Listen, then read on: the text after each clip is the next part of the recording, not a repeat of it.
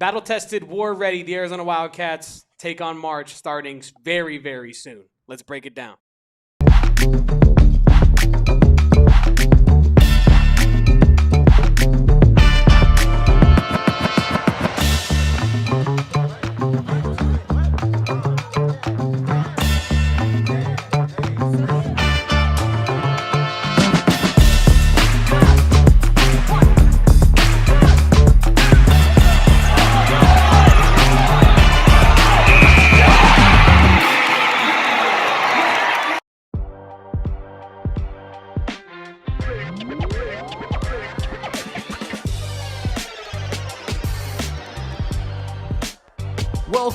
Welcome on into the AZ Wildcats podcast, coming to you live from Studio K, presented by our friends over at Circle K, of course. I am your host, Damon Fairall. That's my guy, Kevin Thomas. We are the AZ Wildcats podcast, and we are presented by our presenting sponsors of Branded Bills. Head on over to brandedbills.com, use promo code BBPHNX, get 15% off your first order, or over at brandedbills.com, the best Arizona Wildcats headwear in the game. Of course, great custom headwear as well. Kevin wearing a PHNX Sports customized hat. I got a Cactus logo hat on the chat generally seems to love a lot, Kevin. So head on over, check out that Branded Bills. And of course, we are now upon the week of NCAA tournament time, March Madness. The Wildcats, of course, taking on Long Island on Friday at 10:30 a.m. Can't wait for that game. And Kevin and I are going to get you locked and loaded with all of your preview talk for that matchup, for the incoming NCAA tournament, and just kind of talk about why this team has the best resume in college basketball going right now. Because despite what you might hear from a national talking head standpoint, despite what Jay Billis is talking about on ESPN when he's covering the Big 12 championship game and he can't take the ACC out of his mouth, I think that this team has proven that they are the clear-cut, most battle-tested, and just overall elite team in college basketball based off of the teams that they've beaten consistently all season long, Kevin Thomas. I agree with you, and that's what we're here to discuss today. We're here to set the record straight.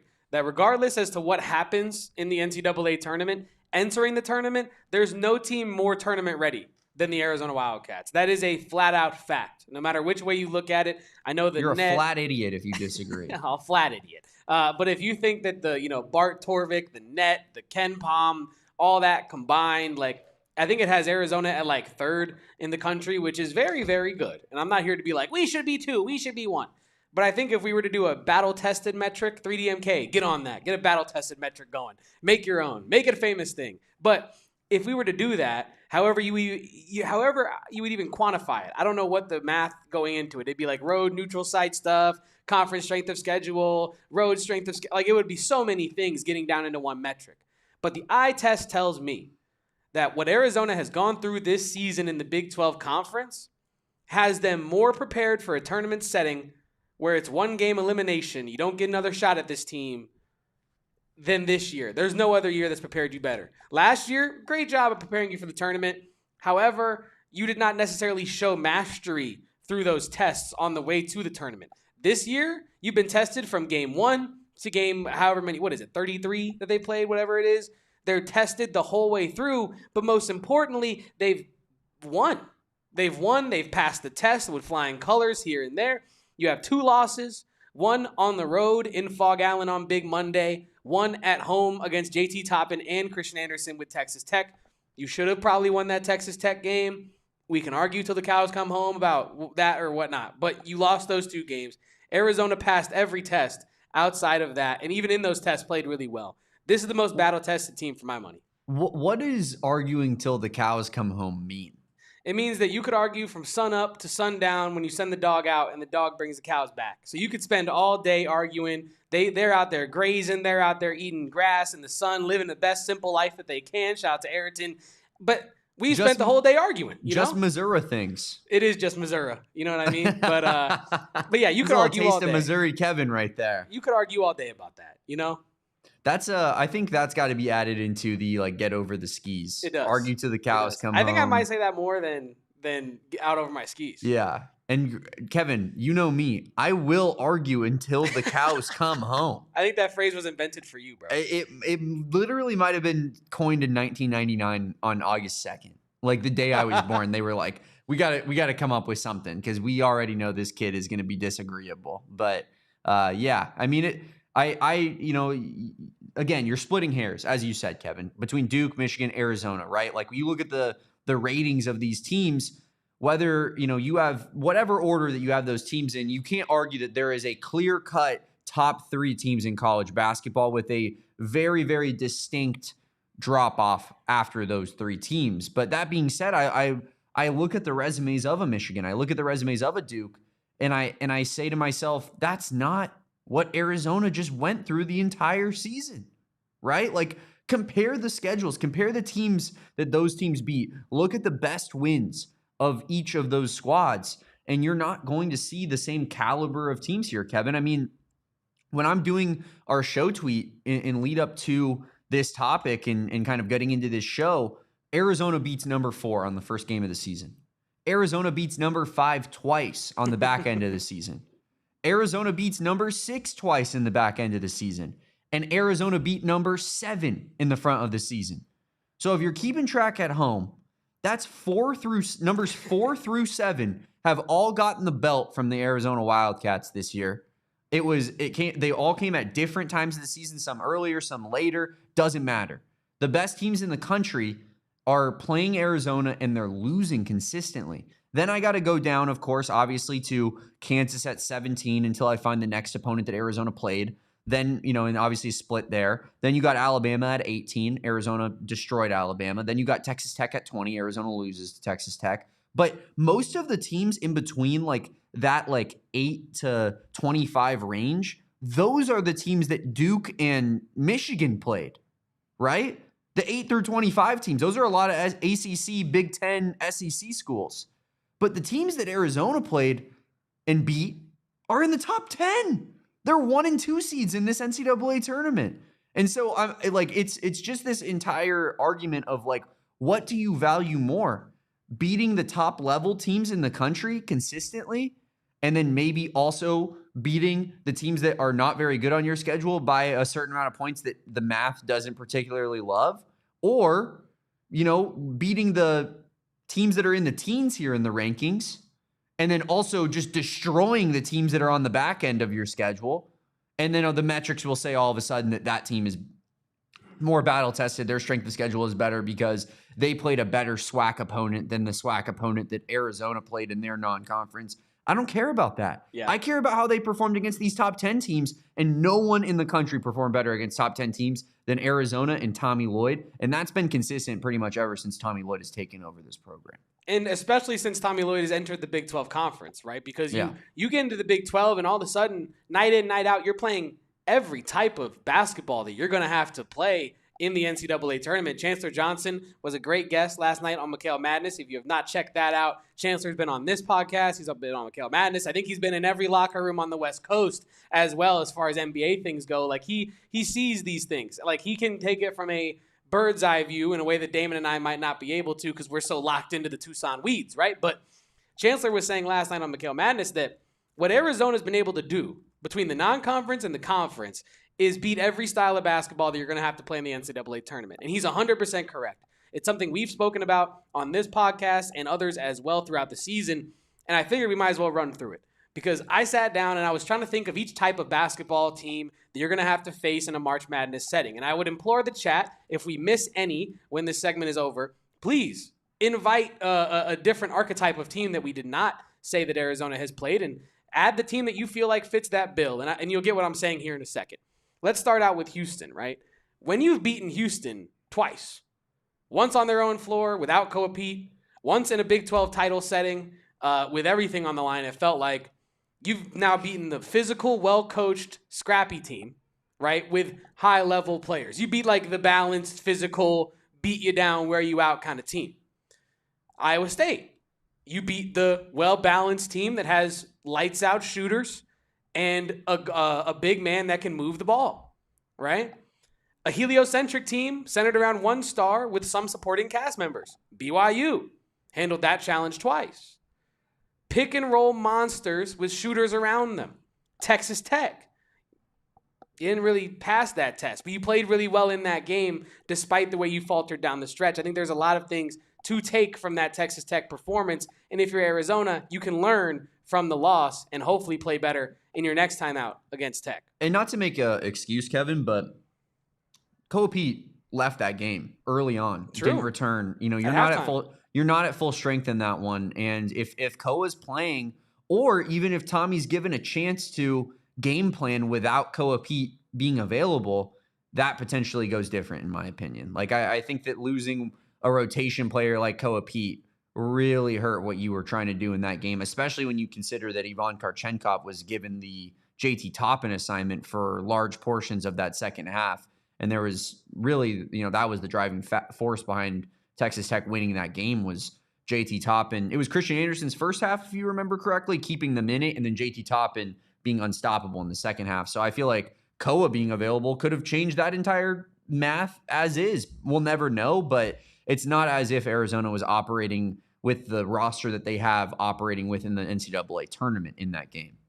And also, L Train brings up a good point that those two losses kind of come in that middle of the stretch where I'm not going to go full on that they were fatigued, whatever, but we know that they were going through some trials and tribulations in the middle of this season, whether it be sickness, whether it be injury, whether it be fatigue. There was that middle of the season stretch, the dog days of the Big 12 season, where Arizona found a way to power through, found a way to make it to be regular season Big 12 champions by multiple games. That does get brought up, but I feel like it's got to get brought up more. You beat the Big 12 teams and you won the regular season title by multiple games. This was not a last game of the season. We need this one or else we lose it or we get a share. No. You secured the share a while ago, and then you finished the job at home over one of the teams that everyone's picking as the darling for March Madness in Iowa State, belt to ass for the Big 12 title, right? And so when you look at like Tommy Lloyd and what Arizona's been able to do this year, Damon, to your point, right? Like, even the games that they were not at their weakness, or they were at their weakest for a reason, right? There was injury, there was illness, there was these different excuses, whatever you want to say. I call it context as to what went on in those games. But like you say, JT missed Toppin, free throws were a huge portion of both of those games that you lost. And if you make your free throws, you probably win both of those games, honestly. So yes, yeah. And L Train in the chat ending up this point very beautifully. It just shows the endurance that this team has. We talk about how if you're going to play Arizona straight up for 40 minutes, good luck. Good luck. Because this team has the cardio, this team has the depth, even though they just go 8 guys deep, and they will beat the hell out of you for the full 40. So it's up to you, it's up to their opponent to bring 40 minutes of physicality and somehow max 40 minutes of depth and conditioning, I'll say, as a team. But as we continue to go through these Big 12 teams and the different prototypes that Arizona has faced and already beaten, that park the bus style, as you like to say in the football realm of things, Damon, the football realm of things, that park the bus defense where nothing is going to score on us. We don't even care if we score because we can't anyway, Arsenal but we can ball. defend. It is Arsenal ball, but it's also Cincinnati Bearcat ball. And Arizona faced that, beat that. Elite guard play with a balanced roster. Kansas. I'll add in well coached as well. Handled that problem half the time, and now the other half, you were in one of the most adversarial road environments possible on a big Monday where Bill Self literally mythically does not lose. He is becoming a Greek mythological figure on big Mondays. It's like trying to pull the sword out of the rock. You can't do it on big Monday in Kansas.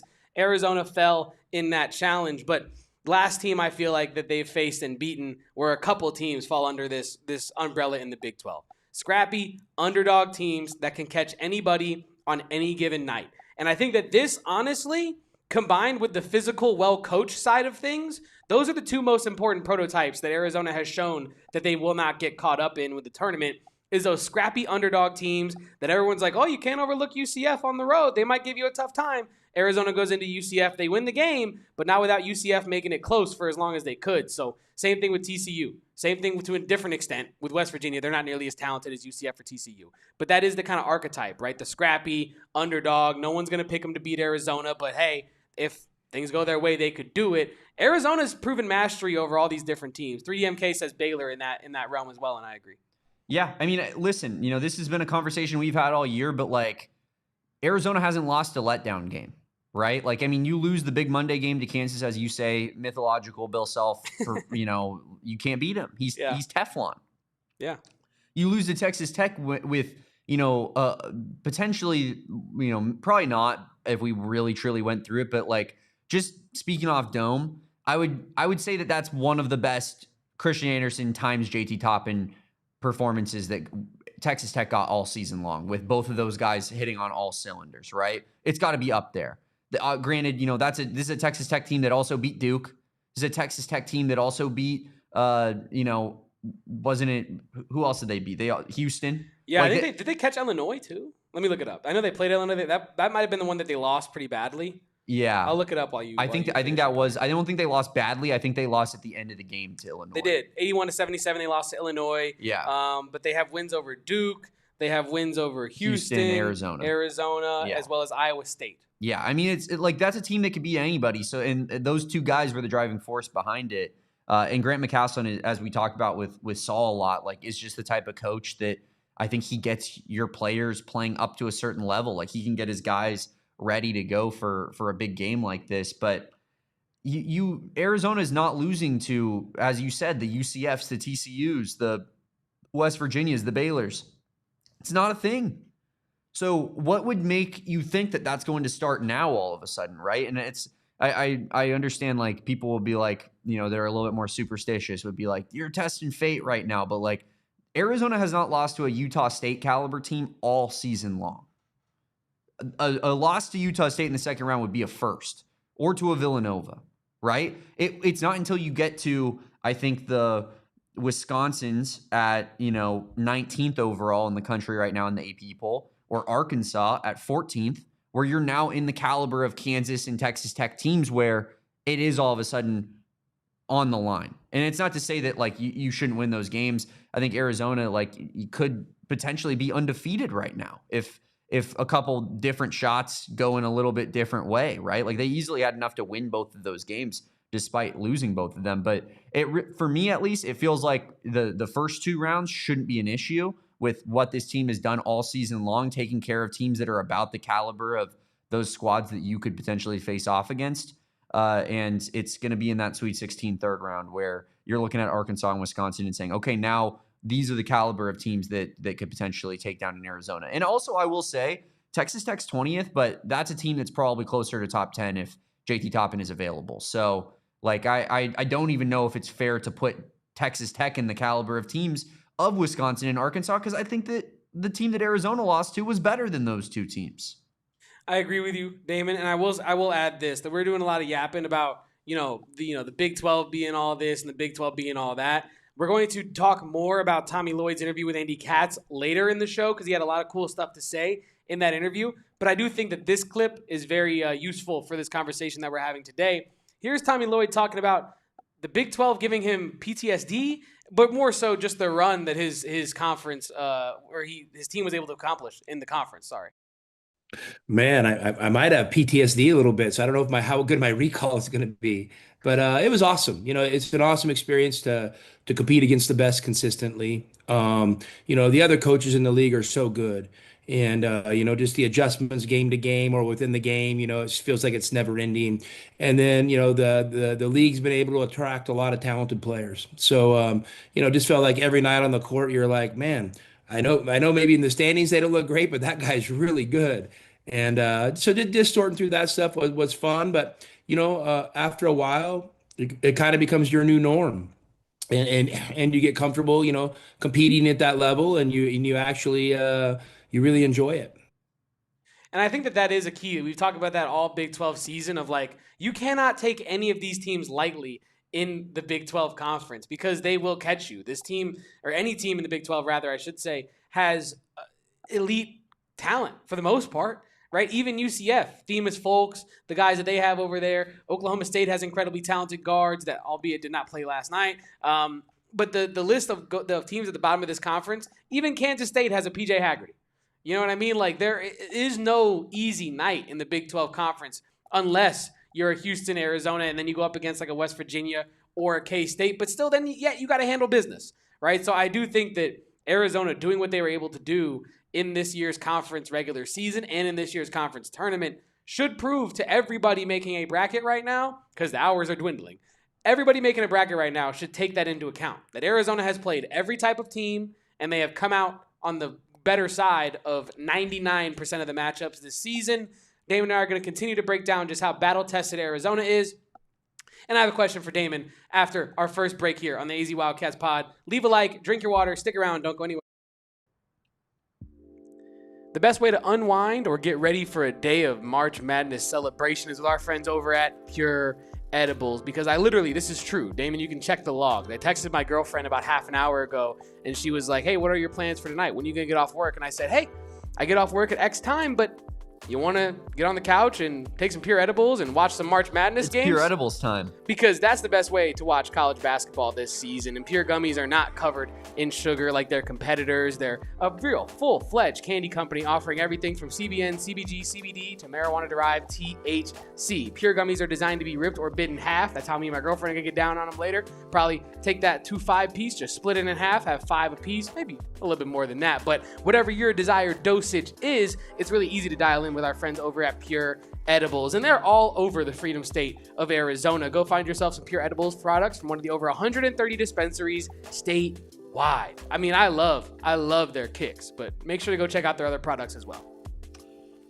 Kevin, it's time to multiply the good things in life, like maybe a little bit of vacation, relaxation, maybe a little bit of Pure Edibles gummies. Who knows? But our friends at Arizona Lottery are going to help you do exactly that and help you celebrate, because there's over $270 million in prizes available. Golly. And you could win big enough to do more of the things that you love. Multiplier tickets start at just $1 and have prizes of up to $5 million, guys. Game-changing, life-changing amounts of money Arizona Lottery is giving out during this multiplier season. You're gonna have to go get in on it at one of the over 3,500 retailers that they have across the great state of Arizona. Kiosks, all, you name it, man. Circle K's, that's the spot. If you want to go get yourself an Arizona Lottery ticket, go to a Circle K. I guarantee you they have an entire Arizona Lottery kiosk available at that location. Like I said, with access to over 3,500 retailers across the state, you can play whenever and wherever you'd like with our friends at Arizona Lottery. Welcome on back to the AZ Wildcats pod. And I teased before our first break that I had a question for one Damon Dog, because I think this falls under the umbrella of stuff that Damon cares about. And also the chat as well. It's a big topic on social media, right? You see it every year. People either not picking Arizona or picking Arizona. And if they don't pick Arizona, they're sleeping on us. And if they do pick Arizona, they're jinxing us. It's a no-win situation for anybody involved. This is, before I show this, you would think, based on the social media reaction, and honestly, based on the way that we're being talked about on television as a program, you would think that 100% of brackets have picked Arizona as the champion. You would think that it was, as Charles Barkley says, the Arizona Invitational. We should get a sounder for that, depending on how March Madness goes. But, and I mean, yeah, we should definitely need a sounder for that. But either way, you would think that everyone is picking Arizona, when this is the reality.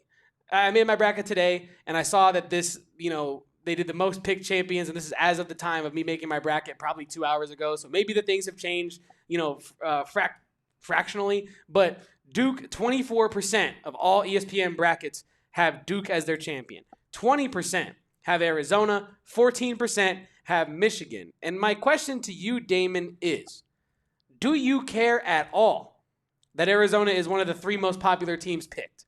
Do you think it's a jinx? Do you think it's, just desserts? Like, do you think it's what the team has earned throughout the season and you do not care? Where do you fall on it? I think it 100% is earned, right? I mean, this team is so damn good. We keep talking about it, right? Like, every time that you could have the opportunity to maybe have an ounce of doubt or be like, yeah, I don't know if this squad can get it done on night 1 against the defending national champs. I don't know if you can go into Storrs, Connecticut in one of the most hostile environments in the country and go beat a top 10 UConn team. And yet they find a way to get it done, it feels like, at every opportunity. And it feels like those 2 losses, as we already said, like they easily could have been wins, and they're also against really, really solid competition in their own right. So I personally, I think it's entirely deserved. I think if you've watched Arizona this year, you'd come away with being extremely impressed to the point of, like, this is a national champion type of team. It feels like college basketball these days has even taken a little bit more of a turn towards the top teams are the top teams with NIL and whatnot. Like recent years in NCAA tournament time, the 1 seeds have done really, really well. And they've proven that they were, the rightful overall 1 seeds in each of those regions, right? So I care a little bit about the jinx just because I'm like, you hate to see that. It's never a good thing when like 2/3 of ESPN personalities have you as their national champion. But ultimately at the end of the day, like, we know this stuff doesn't matter. We might act like it matters, but it doesn't, No, so yeah. I don't want to see everybody pick us. I also don't want the disrespect, like you said, but it is a no-win situation for the media outlets of the world to be like, this team's winning it all. Well, shut up about us. This team sucks. Well, you don't know anything. Yeah, I think Jay Billis actually picked Arizona in his bracket, and still people were like, he's just covering up for the fact that he's hated on us all year. Yeah. And you know what I mean? Like, you really can't win. I only wanted to ask you that because it really did feel like 80% of brackets had Arizona as the champion, and I'll pull up the numbers again. They're the second highest picked team per ESPN's bracket, and it only makes sense, right? Like, they're one of the best 1 seeds. They're literally a top 3 1 seed, so they should be in that type of conversation. And if you're not picking Arizona, like we've been saying on this podcast all year, if you don't think they're the best team in the country, you don't know ball. So then if they don't pick Arizona, I think that they don't know ball. So you know what I mean? So it's a no-win situation for those people. I just wanted to ask Damon because I know that he can get quite passionate about people sleeping on his cats or people jinxing his cats or I care whatnot. more about like something tangible, like an award or an accolade. You know what I mean? Like, totally. And I know I wasn't like freaking out yesterday on the show, but like I care more about like an All-American snub for any of the guys on this team over, like people potentially quote unquote jinxing us or having Utah State upsetting us in the second round or whatnot. Like that. At the end of the day, we know that stuff doesn't have any impact or bearing on anything that happens. Now, when you look back on the college basketball season, I think that, being like, oh, remember when Bradyen Burries was the 3rd-team All-American that year? That does have a little bit of an impact, yeah. or at least standing all time, right? Gets you in the rafters potentially. But instead, we get dirty-ass Jeremy Fears on the All-American team, stat padding his assist total for a Michigan State team that is just nowhere close to Arizona. So yeah, I mean that's kind of where I'm at with it. Like I care more about the disrespect when it's something that holds weight. You know what I mean? Whereas like this, ultimately these predictions, they're out the door in a week. No one cares in a week because it's old news at that point. Yeah, no, and I like that you bring up the legacy aspect of things because when you do look back at a player's career, those are the accolades that get reeled off of like 3-time All-American, Player of the Year. You know what I mean? Stuff like that. So they'll never take that away from us, Kevin. And they'll never, as much as they cry and complain on Twitter about it, they will never ever take Jaden Bradley's Big 12 Conference Player of the Year award away. And they'll never be able to give one to AJ DeBonsa for no reason. You said it, brother. You said it. See, I'm not obsessed with BYU like you are, so I just, that's not a thing that I would really care about. No. But before we get into Tommy Lloyd talking about cats with Andy Katz, let's talk about these new shirts because we do have some shirts and you should buy them. The pod logo, the headband, bouncing the basketball is beautiful. The two-time Big 12 champions in the same season run things. We run things here in the state of Arizona in basketball. Get that shirt. And you better embrace the chaos this March Madness with our Embrace the Chaos tournament tee in the year 2026, the year of our Lloyd. And then Arizona Diehard BTFD tee. See what I did there? If you are a diehard, go ahead and cop that. I think you can get the diehard tee for free if you become a diehard. I'm not sure that the other 3 are involved in that offer, but I think we're working maybe on making that happen.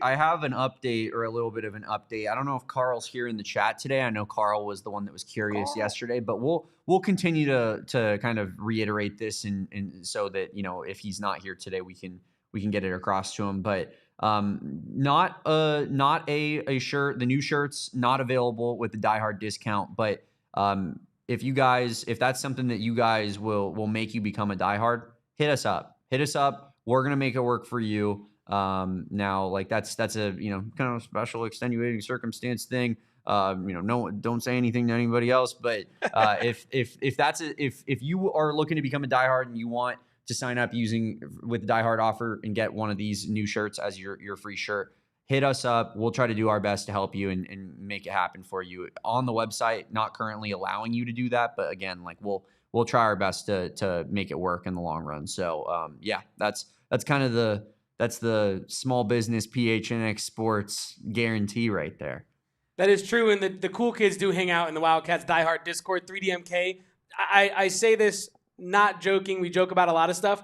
3DMK offers like genuine statistical information. He does. In the Die Hard Discord that you cannot get anywhere else. I guess you technically could because he's compiling information, but you know how many hours it takes to do that? 3DMK is doing it for you in the Die Hard Discord, doing our job for us in so many ways. So shout out to you, 3DMK, for being a ball knower and a ball lover. And I also want to tell everyone to leave a like on today's stream. Helps us get in front of more Arizona Wildcat fans, spread the good gospel of Tommy Lloyd and everything he's doing as we ram towards the Final Four this year, Damon. Hopefully, we're taking a ton of diehards, a ton of supporters clubs with us to cut down nets and be champions. That's what I want to see. So like this video, help us get in front of more faces, and let's keep talking about Arizona heading into the tournament because Tommy Lloyd sat down with Andy Katz, Damon, as he's been prone to do throughout the season, and he talked about Arizona going into the tournament, their freshmen, a whole variety of things. I implore everyone to go look up The Sideline with Andy Katz. He does great stuff, gets great interviews and great information, especially out of a guy like Tommy Lloyd who doesn't really offer much information to media members at all, ever. So make sure to check that out. We do have some clips from that interview we're going to break down today. But I wanted to start this out here because there is a lot of discussion heading into the tournament, Damon, about, well, Arizona's record as a 1 seed is this, and they've never done that as a 1. They've never done this as a 1 seed, and can they play as a favorite? What happened in the Princeton game? What happened in this game? Tommy Lloyd was asked by Andy Katz about playing as a 1 seed in the NCAA tournament, playing as a favorite in any game, and his mindset towards it. I thought it was a pretty interesting answer. Here's head coach Tommy Lloyd. Well, for one, the favorite or not favorite doesn't matter to us. That's your space, Andy. That's what you get to dream up in your little basement down there in your little studio. Like, you get to make all these things up. For me, I actually got to play against the other team. And so, like, I can't go to the other coach and say, hey, we're the favorite. You know, can you take it easy on us? Like, that's not how it works. So the ball's going to go up. It's going to be 0-0. Going to, 2 20-minute halves and maybe 5 minutes, 10 minutes more. So we're going to go. All right, let me rephrase it then. Yeah. What does it take? Because you've been there you go. as an assistant in the Final Four, playing for the championship. What does it take to get there? Literally, to do the best job you can, staying in the moment. And not getting ahead of yourself, not being fearful of failure, acknowledging, you could do your best and still lose. I mean, that's a reality because you can't be scared. And so to me, just that full focus, in the moment, kind of mentality is what's really important. And obviously we all know what it means. So it kind of should almost go without saying. What's on the line, and this is behind, it's your life's work, but what you can't do is you can't freak out, and you got to stay poised, and you got to enjoy the moment, enjoy the experience. And I learned a lot of that from Coach Few. You obviously Fewy, almost as well as I do, and he's a great in the moment guy, and he does a great job. People who I don't know maybe understand his personality outside of the business because he's pretty private. But he does a great job of being in the moment, and he does a great job of celebrating small successes.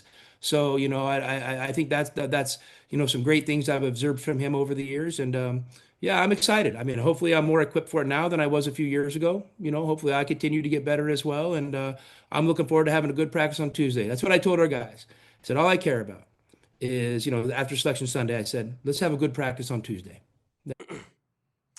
All Tommy Lloyd cares about was if they had a good practice yesterday. And I think that the most... Well, and now he cares about if they had a good practice today. True. Right? Like, it's a good travel day / We're not looking in the rear view is more of the method of the story of the...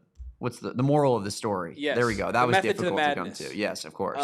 But I do love that, Tommy Lloyd mentions there, and I think it's a nice window into how he's preparing these young men for this tournament in terms of, you got to stay in the moment, right? You also cannot be afraid to fail. right? You have to be willing to put yourself out there. It's like art in a way. Sports is somewhat like art. You put your performance out there and it is to be judged, and then you get a result. Your painting either sells or it bombs, right? You either win the game or you lost, right? It's a little bit more definitive than art, but you're putting yourself out there, and especially if you're a freshman like Koa Peat, who has worked his whole life up to this point, you've never really lost a tournament situation like this. You have to be willing to fail, right? And that gets you to the success. And I think it's also, we talk about how like this year of freshmen, this roster as a whole, not just the freshmen, are battle-tested, war-ready, but more importantly, they're poised, right? They're built differently from a mental aspect. They understand that each game is a vacuum. Each game you got to go 1-0, and that is not just in the NCAA tournament. That is in the regular season as well. You ask Ivan Kharchenkov months ago now when Arizona was like 23-0, 21-0, going on that undefeated run that they were, people were asking players weekly about like, oh, do you care about being undefeated? Do you hear any of this noise? Are you worried about losing your first game of the year? Do you think it could be a big deal? None of them cared about the undefeated record. They cared that they were winning games, right? They cared that they were going 1-0, 1-0, 1-0, 1-0 en route to 21-0. But being undefeated did not matter to them because they had that lunch pail briefcase, pick your tie up, pick yourself up by the bootstrap mentality of just showing up to work and playing your ass off every single night.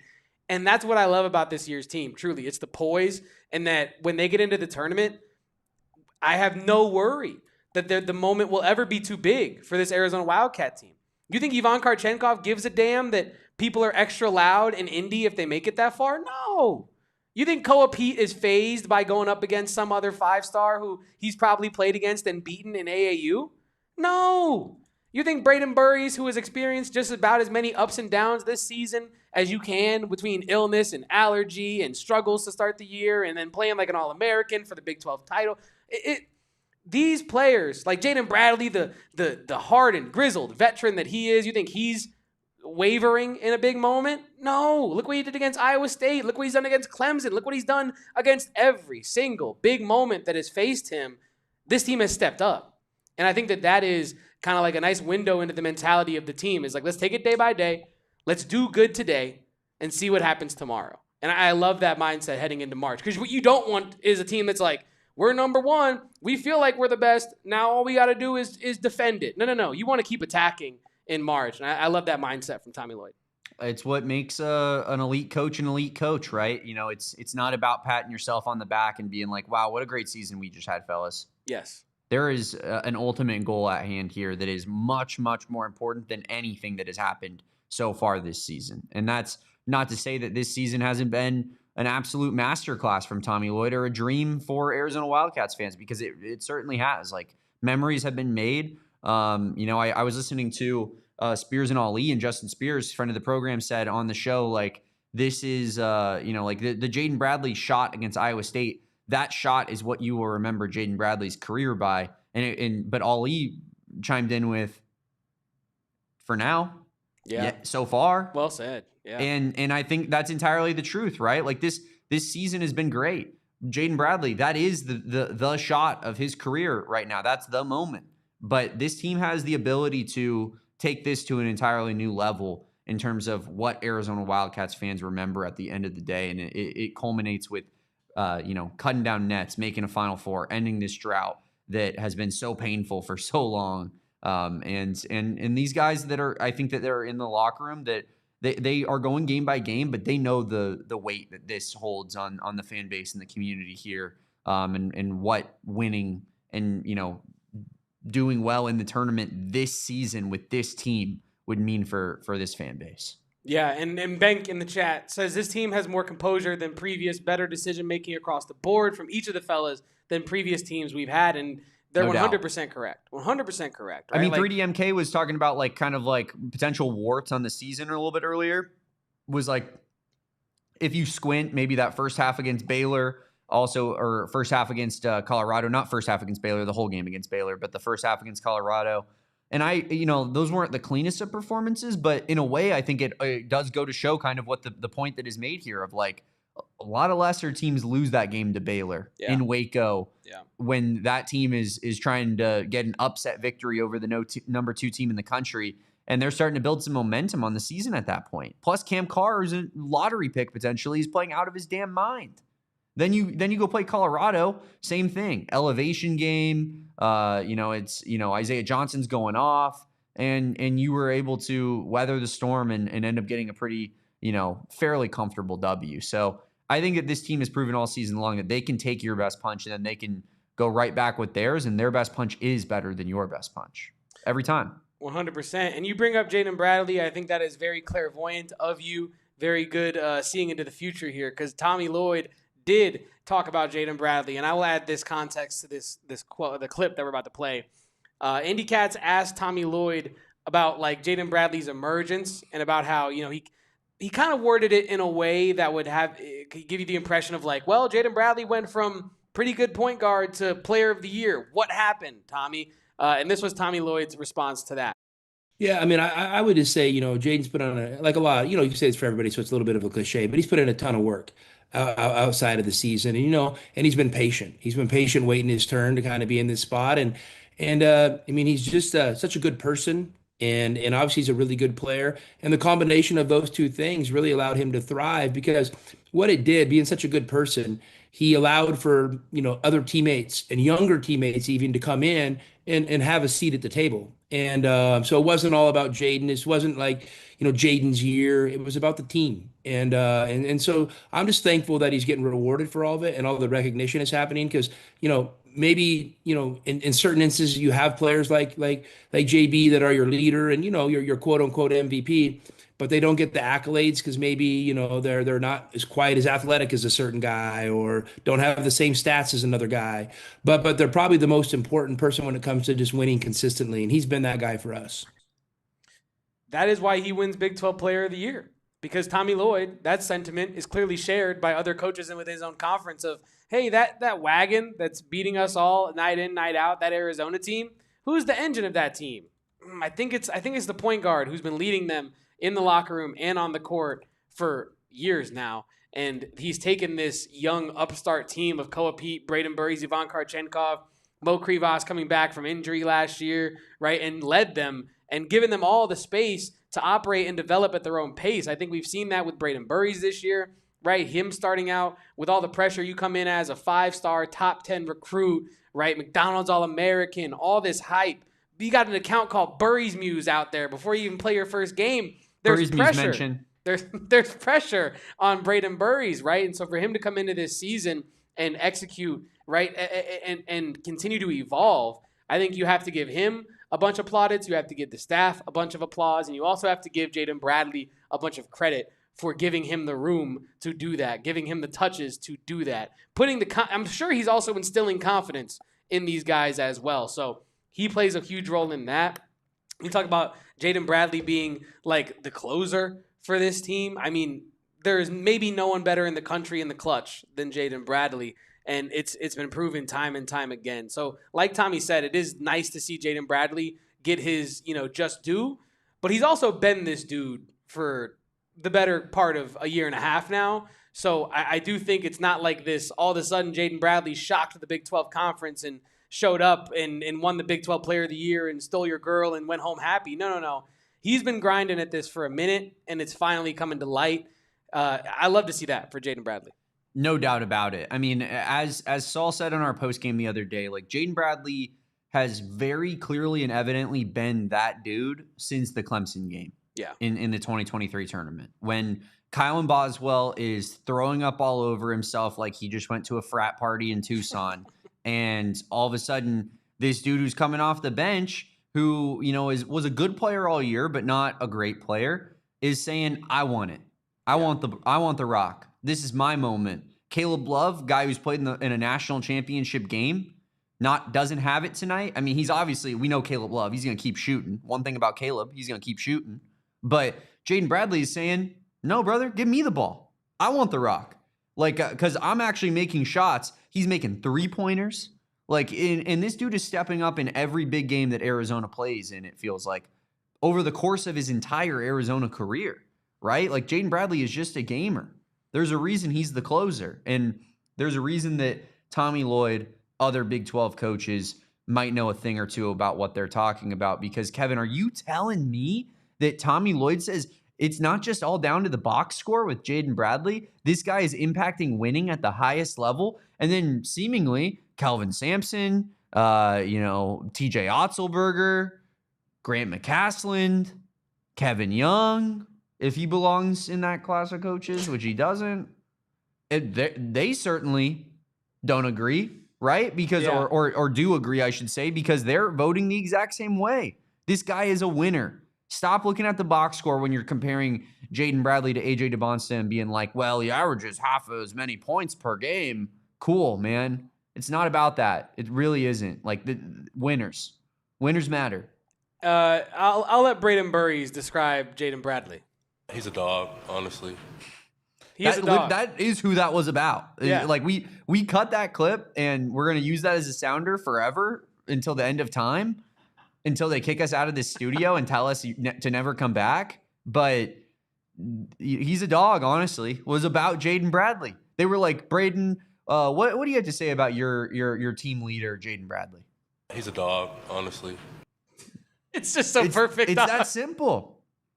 It's that simple. Literally. All these cats are dogs, says Brian Edwards in the chat. Facts. Also, I'll add Andrew. Shout out to Andrew in the chat who says, had to fake a hand injury just to come back in and slam the door even harder. Now, I do think that was a legitimate injury, but that is funny from Andrew in the chat. Now, Damon and I have a couple more clips from Tommy Lloyd to break down, and then I want to talk about Sean Miller melting down last night in the first four, playing whatever the hell you call it these days. They won. They did win, but he had an absolute meltdown. And we're going to talk about that after our second and final break here on the AZ Wildcats pod. Stick around, drink a water, leave a like, and do not go anywhere. You know, I hope this day never comes for those of you listening to this podcast, but life happens. And if you do find yourself in an accident involving serious injury or wrongful death, you want to be prepared and you want to do your research. And when you do that research, you will get directed to the husband and wife law team, Mark and Alexis Breyer, putting the community first out here in the Valley for generations. They got 8 kids. You think they don't care about the safety of the Valley? They definitely do. And more importantly, they care about their clients as well, because they bring hundreds of years of combined experience to the table between them and their law team. Multiple certified specialists in personal injury and wrongful death. Well, how special is that, Kevin? It's very special. Just less than 1% of all lawyers certified in the state of Arizona fall under that class. Well, the husband and wife law team have the specialists for you, and they also give you access to their attorneys at any time. Never play phone tag with the husband and wife law team. I know it's a fun game of tag, but not when it's over the phone. And the husband and wife law team, you can reach them at any time. And plus, they actually go to trial. They're ready for that smoke. And the practice is 100% dedicated to injury and wrongful death experience, and specialized and equipped with the expertise to handle every aspect of your case.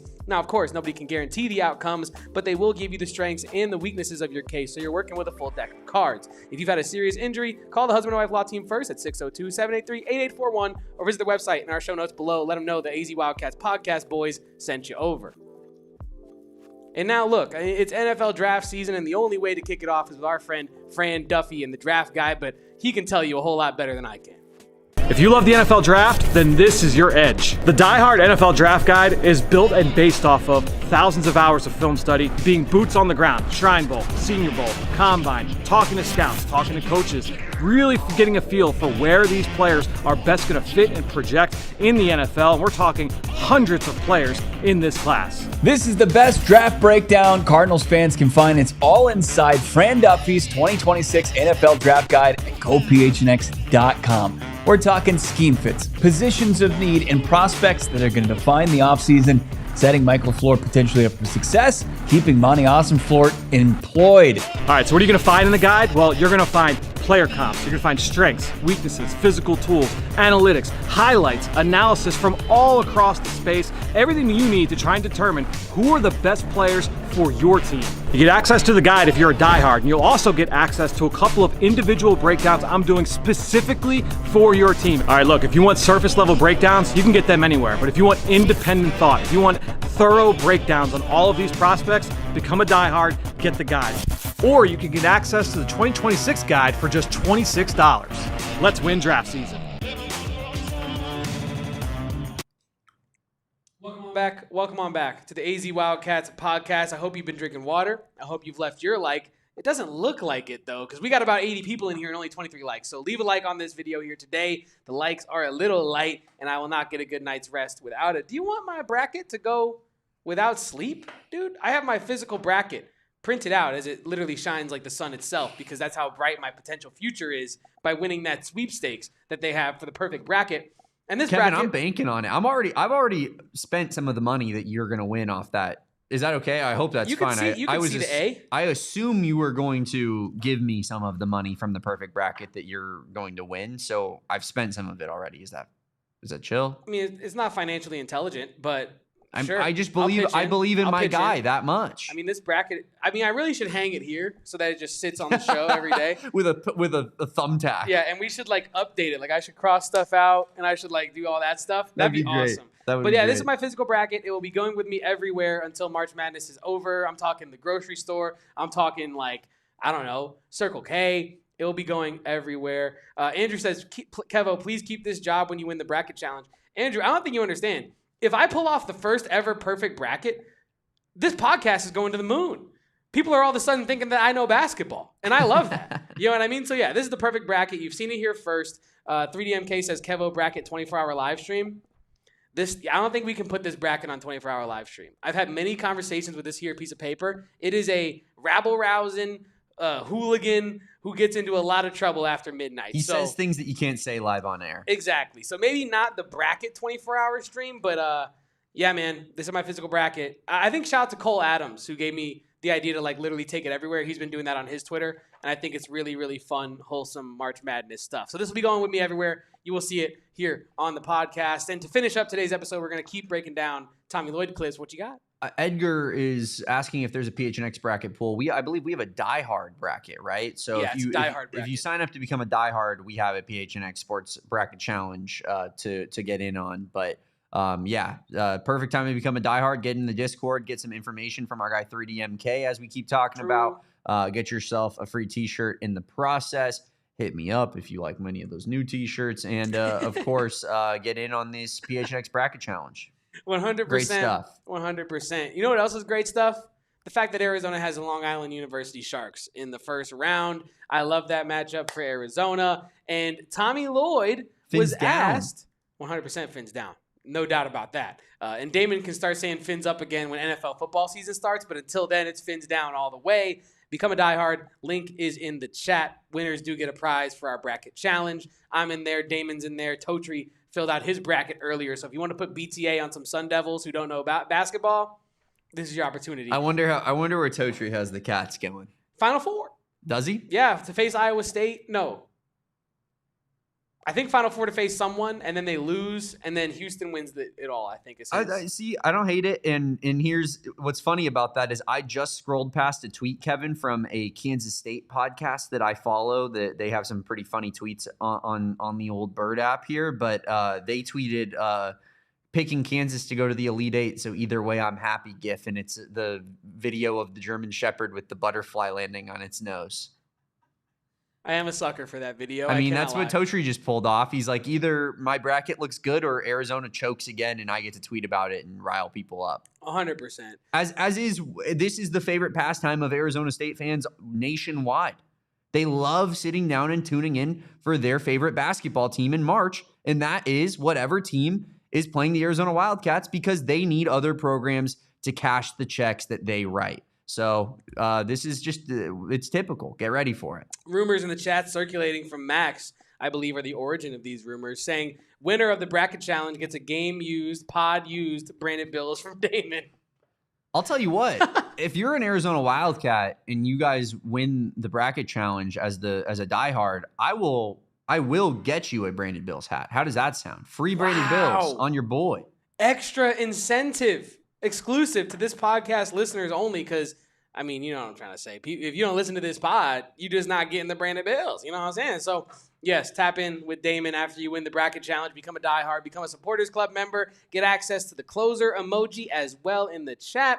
I'll get you a new Bradyen Burries hat, just to be clear. It's not a pod used. I'm not gonna go to my office, my hat collection, and pull one out and be like, here you fellas go. The hat that I didn't want anymore. I'll get you something nice. Indeed. And you could argue that Arizona has something nice waiting for them in the 16-seeded Long Island Sharks. Andy Katz asked Tommy Lloyd what he thinks of the first round matchups and a whole lot more in terms of Villanova, Utah State, all that stuff. Here's Tommy Lloyd breaking down those first couple matchups Arizona might have. Obviously, we respect all competition, and LIU. I mean, what I tell people, in this day and age with the play-in games, the teams that are the true 16 seeds are probably a little different than they were 8 or 10 or 20 years ago. You know what I mean? So like you're going to have a legitimate team you're playing, and that's legitimately talented. And in this age of transfer portal, a lot of those players going to these schools are going to have bounced around a few places and finally found a home towards the end of their career. So they're going to be older and they're going to be hungry. And then that team's going to have played well because they're going to have probably won or been at the top of the standings for the regular season, and they're going to have to won their conference tournament. So they're going to be feeling good about themselves. So like it's a real challenge. I mean, no matter what anybody says, the 116 game I've played in quite a few of them. I mean, they're real, they're legit, and I don't know any coach that takes them for granted. And we're preparing for LIU like we would preparing for Houston. That's our mindset. And then, obviously Utah State's been such a good, consistent program, on the West Coast the last number of years. It doesn't seem to matter who coaches there; they're all good, and they win and they're formidable. And obviously Villanova, I got so much respect for. I mean, that program and Jay Wright. Jay Wright's one of the icons, in this business, and any younger coach like me should look at a guy like Jay Wright, and that's what you should aspire to be. So we have a massive amount of respect for all those guys, and we're looking forward just to competing with them. It's going to be an honor to be on the same floor, with LIU, and then hopefully we can find a way to get through that one and play another one on Sunday against either Villanova or Utah State. Man, chat absolutely roasting Andy Katz down there. Andy Katz, he's like a good guy, guys. Let's calm down. But the chats are pretty funny. I was saying to Damon during the clip that Andy Katz looks like he's corresponding in live from like a spaceship, and I bring that up because 3DMK said it looks like he's on the Death Star. The lighting was quite science fiction type vibes, but the information was awesome and A1. Tommy Lloyd talking about the first round matchups with LIU and potentially Villanova/Utah State. I think that, him bringing up the preparation aspect of things and saying we're going to prepare for Long Island like we prepared for Houston, I think is a huge deal. And it's not unexpected from a guy like Tommy Lloyd, who, like we said, is trying to instill a day-by-day, shot-by-shot, possession-by-possession mindset into these players. But I do think it's nice that coming from a place like Gonzaga, going to Arizona in the Pac-12, now going with Arizona into the Big 12, he does have an understanding through these last, I don't know how many years Tommy Lloyd's been coaching at any level, but his entire coaching career, he's learned, okay, a 16 seed, yes, they're the lowest seeded team. They've also made it to the tournament for a reason, right? They are deserving to be here. They deserve our respect, and we must now play them as if we have played every team in the Big 12 conference so far this season. So I think that bodes very well for Arizona. It's not great news if you're a Long Island Sharks fan, but it is great news if you're an Arizona Wildcats fan that hopefully this team is coming out there to put absolute belt to the Sharks. Yeah, and if they well and truly do prepare for it like it's a Houston game, then I would say that it will be belt to the Sharks. No? Like it feels like, this is the only a kind of a on the edge of your seat type of game if Arizona just doesn't prepare, doesn't take it seriously, because a team that's as balanced, as athletic, has as much size as Arizona shouldn't be in a game versus a team that, is as small as LIU is. I think I saw the other day when I was looking, Kevin, that like when you look at the rotation players of LIU, their biggest player is like 6'8", 200 pounds. Yeah, I think he's like 6'9". I'll fact check it right now. That doesn't bode well for a team playing the Arizona Wildcats. And yeah, I mean, it's keep the main thing the main thing. We got a task at hand in front of us, and that's winning the first game, which is against the 16 seed, but ultimately not too concerned. And in part because I think that Tommy Lloyd and the team will take it seriously. And so maybe I don't have to as much.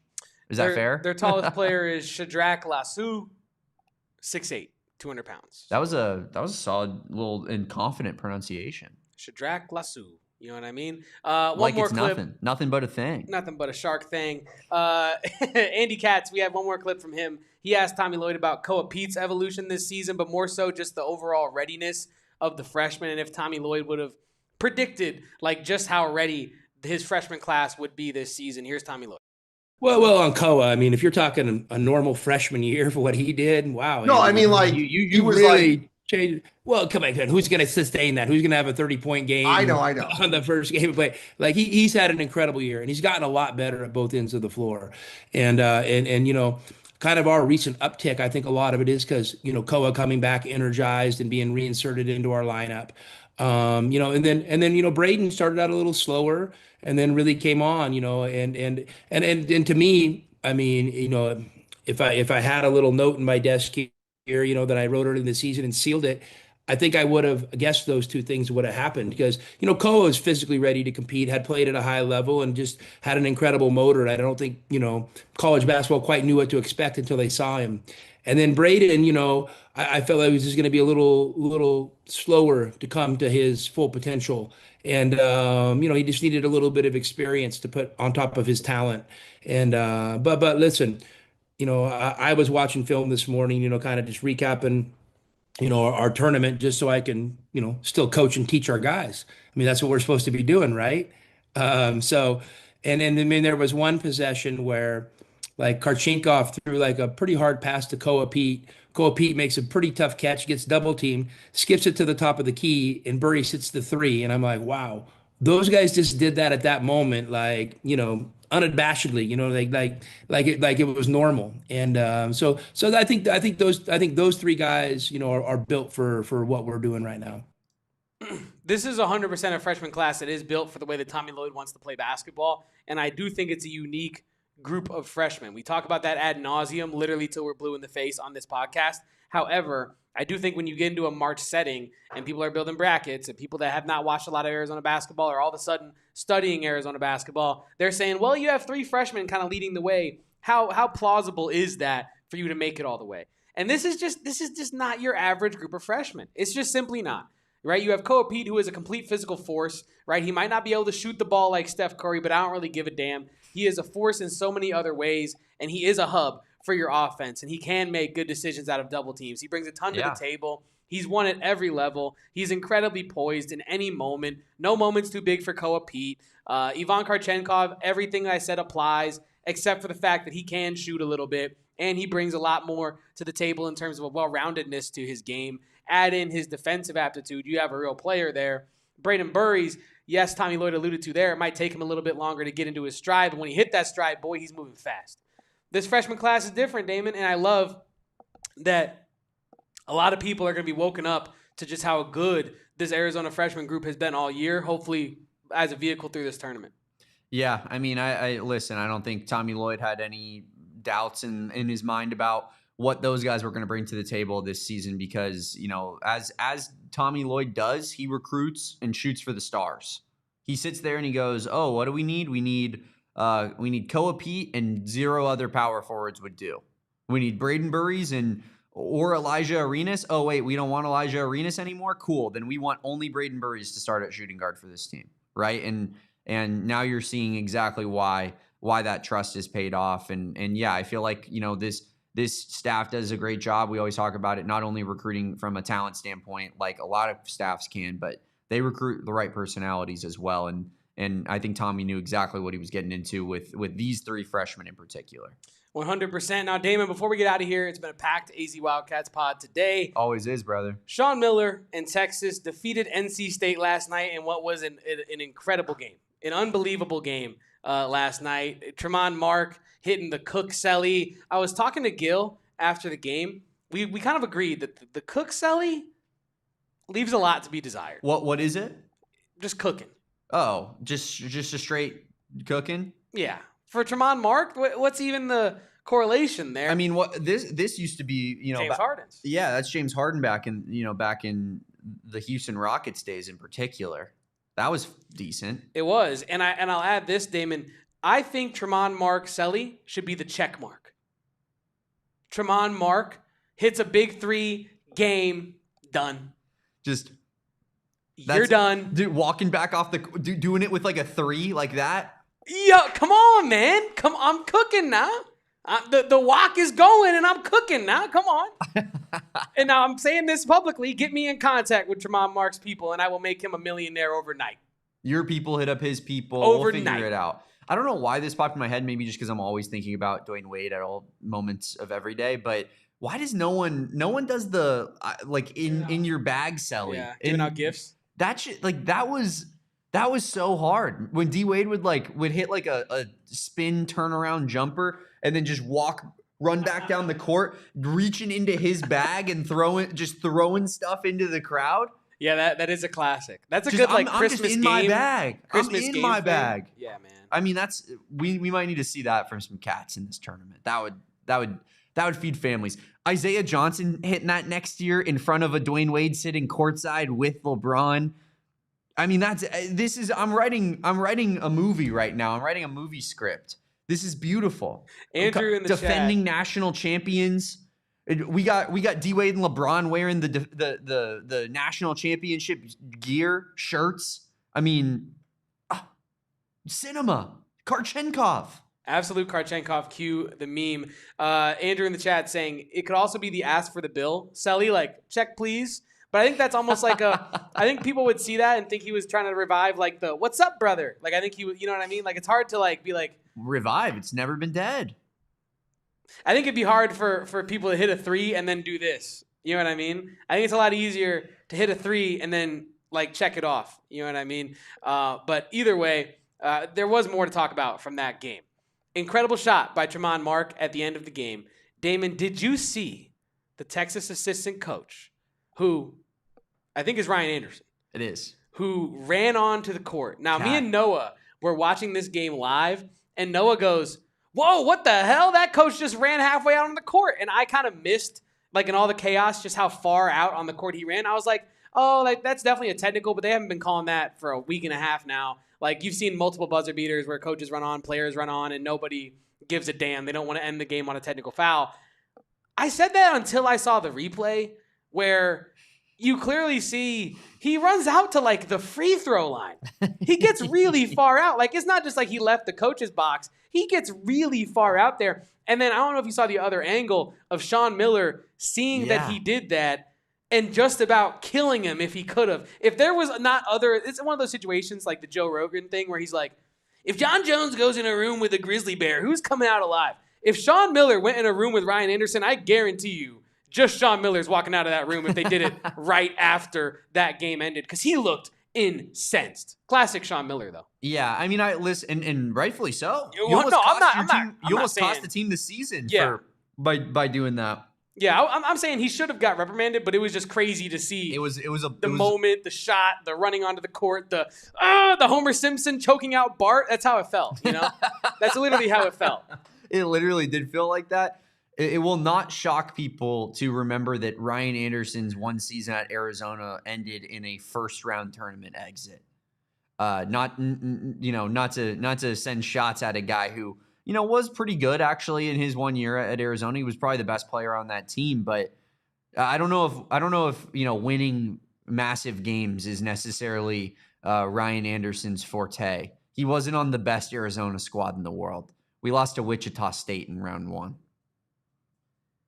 I have no comment for that one. I don't want to send any shots. But I mean, it's the truth. Is it not? No, it's the truth. Bro doesn't remember what a deep tournament run feels like. He lost first round at Arizona, and he was at Boston College before he came to Arizona. Yeah, that tells you everything you need to know. This is a first. Act like you've been there before. He hasn't. Give him a little bit of slack, Coach Miller. That might be the greatest shot he's ever seen. Literally, it probably is. Been a part of at least. Oh man, but my guy had to play with Mark Tollefson at Arizona, unfortunately. And then real quick, anything else on the Sean Miller almost killing his assistant coach tip of things? Not the assistant coach side of things, but about Sean Miller doing the horns down and throwing up the X at the end of the game. One of the craziest things I've ever seen in my life.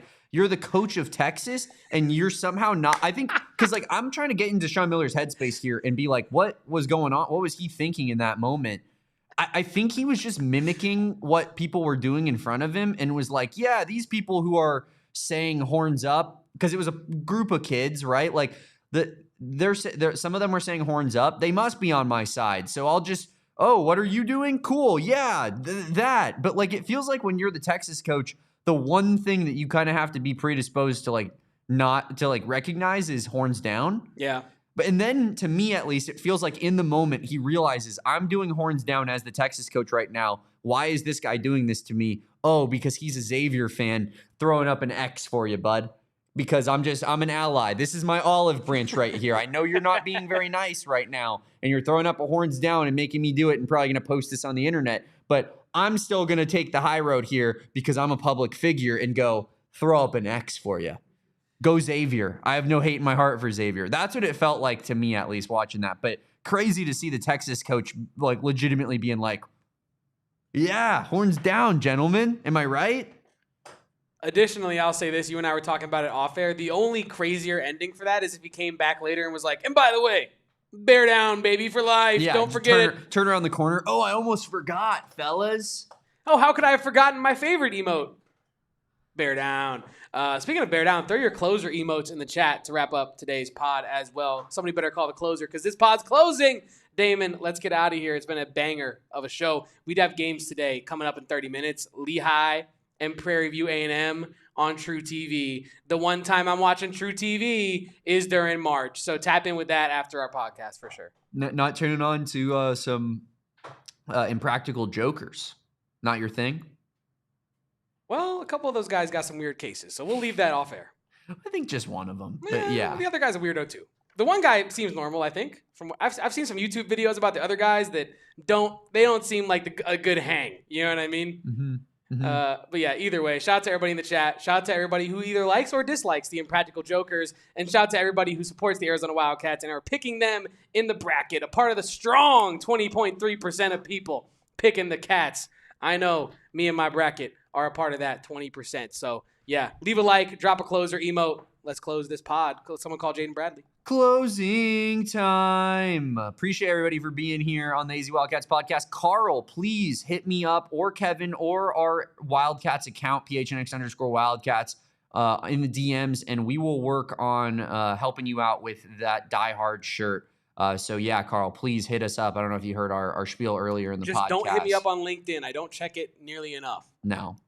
We handle a lot of platforms over here. It's hard to keep track of everything. Some things have to take the fall, and in this circumstance, it's our own professional profiles on LinkedIn. So appreciate everybody for watching this one. Please follow my guy Kevin at KevoPosts. Follow me at Damon Dog, and follow us at PHNX_Wildcats on all social media. We love you guys. The show does not happen without you. Let's run up these likes as we get on out of here. Let's get to 40 as we get on out of here, guys. We got over twice as many people as that watching. So yeah, appreciate everybody for watching this one. Peace out. Bear down. And go Cats. Oh, what's that?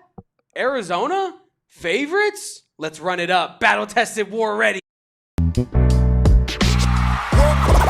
all silly like the mayor.